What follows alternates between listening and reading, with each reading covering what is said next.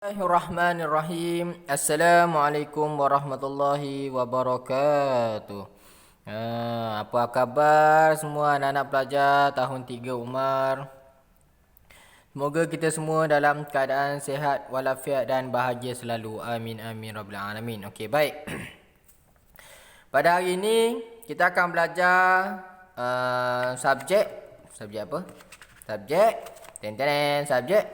sirah. Subjek sirah kita akan masuk tajuk yang baru. Kita akan masuk tajuk yang baru, iaitu tengok sini. Tengok sini. Tajuk yang baru iaitu pelajaran 3. Apa tajuk dia? Mukjizat Nabi Muhammad sallallahu alaihi wasallam.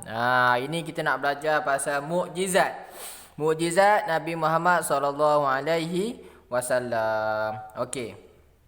Hari ini kita takkan belajar banyak, kita cuma hanya belajar sikit je, iaitu unit 1 pengertian mukjizat.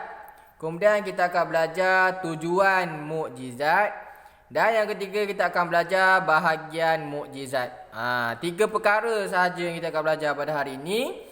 Sebab ustaz tak nak kamu terlalu pack, nanti kan kamu tak faham. Okey? Kita belajar 3 perkara je hari ni. Okey, kita tengok dulu. Yang pertama, unit 1. Yang pertama dia kata apa? Pengertian mukjizat. Pengertian mukjizat. Kat sini mak dia nak cakap mukjizat ni apa sebenarnya? Mukjizat ni apa sebenarnya? Okey. Dia terbahagi kepada 2, iaitu bahasa dan istilah. Bahasa ni kamu jangan salah. Bahasa ni bukannya bahasa Melayu ke, bahasa Inggeris ke, bahasa Arab ke, bahasa Tamil ke, bahasa Cina, bukan. Bahasa di sini maksudnya secara amnya, secara umumnya, ni bahasa. Tapi kalau guna dalam buku, dia akan tulis bahasa, dia tak tulis umum atau dia tak tulis dia tulis bahasa. Boleh? Jangan salah lagi. Kalau dalam peperiksaan dia keluar, nyatakan pengertian mukjizat dari segi bahasa.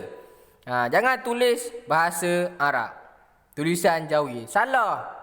Faham? Bukan macam tu. Bahasa ni maksudnya secara umum, secara amnya. Apakah maksud mukjizat tu? Okey, sekarang kita tengok. Bahasa.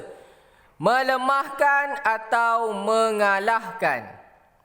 Melemahkan atau mengalahkan. Maksud dia melemahkan atau mengalahkan. Itu dari segi bahasa, dari segi amnya. Yang kedua, dari segi istilah. Kita tengok dari segi istilah macam mana. Istilah dia cakap perkara luar biasa yang berlaku kepada para rasul dan para nabi yang dianugerahkan oleh Allah Subhanahu wa taala. Ini kamu boleh buka muka surat 30. Muka surat 30. Okey? Tengok betul-betul. Ustaz ulang sekali lagi. Istilah perkara luar biasa yang berlaku kepada para rasul dan para nabi yang dianugerahkan oleh Allah Subhanahu wa taala. Perkara luar biasa ataupun orang kata miracle ataupun ajaib. Kalau bahasa agamanya adalah mukjizat lah. Macam tu. Yang berlaku pada para rasul dan para nabi sahaja. Para rasul dan para nabi sahaja. Manusia tak ada. Dia tak nyatakan kat sini manusia. Faham? Yang dianugerahkan oleh Allah Subhanahu wa taala, yang Allah bagi. Allah bagi pada para rasul dan para nabi. Okey, faham? Faham apa itu bahasa, apa itu istilah? Okey? Sekarang kita tengok.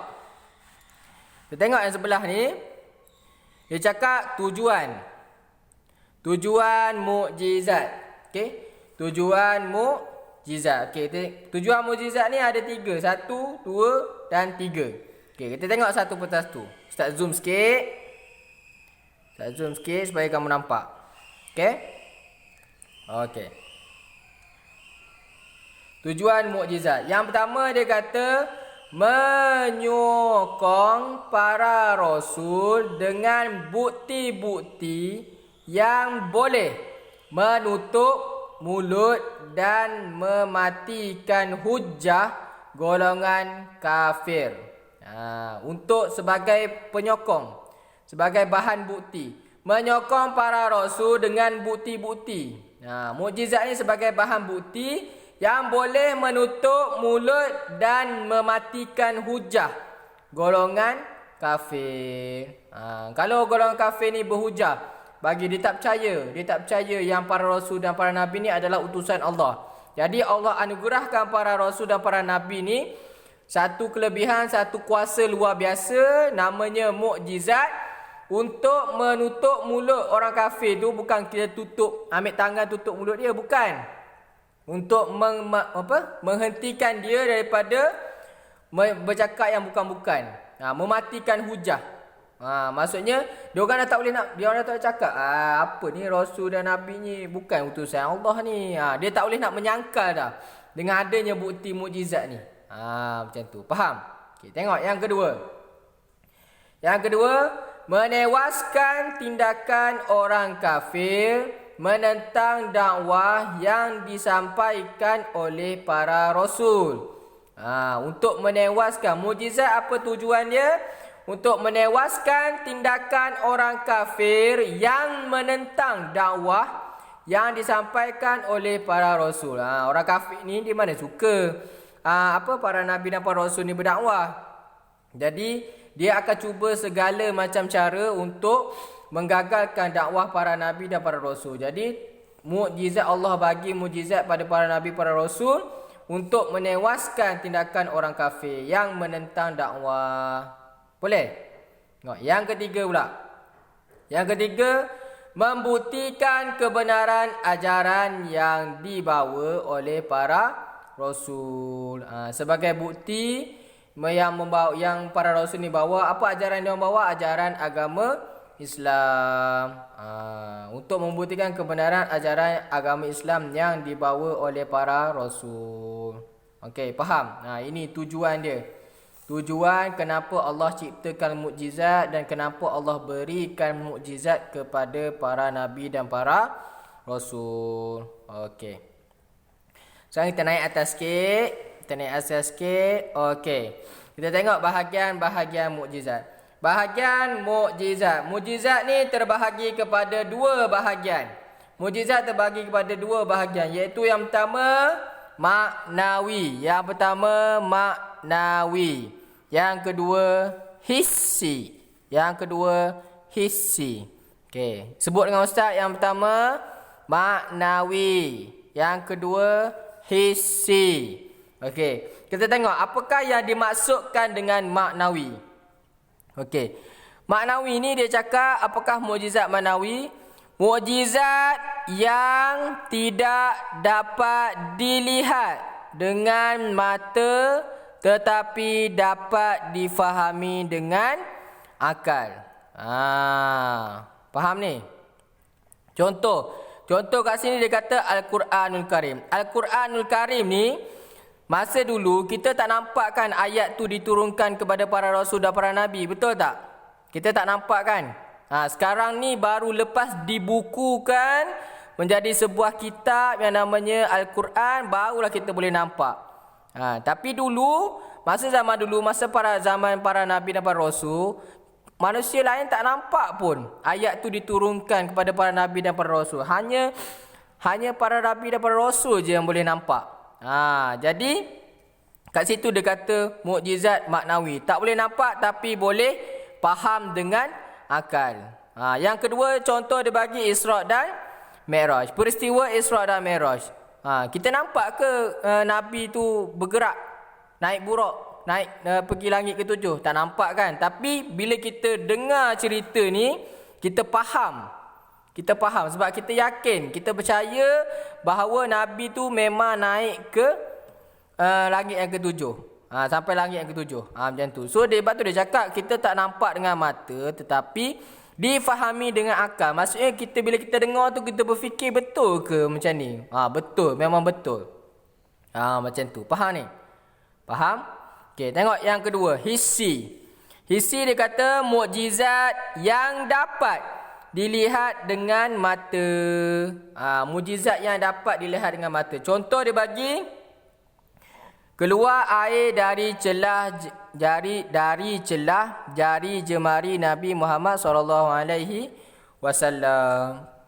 Okey. Mukjizat ni adalah mukjizat Nabi Muhammad yang mana semasa baginda dalam perjalanan, Ustaz tak ingat dah perjalanan ke mana, sampai satu tempat baginda dan sahabat-sahabat yang lain berehat. Dapat berehat nak sembahyang Zuhur. Nak sembahyang Zuhur ke sembahyang Asar, macam itulah.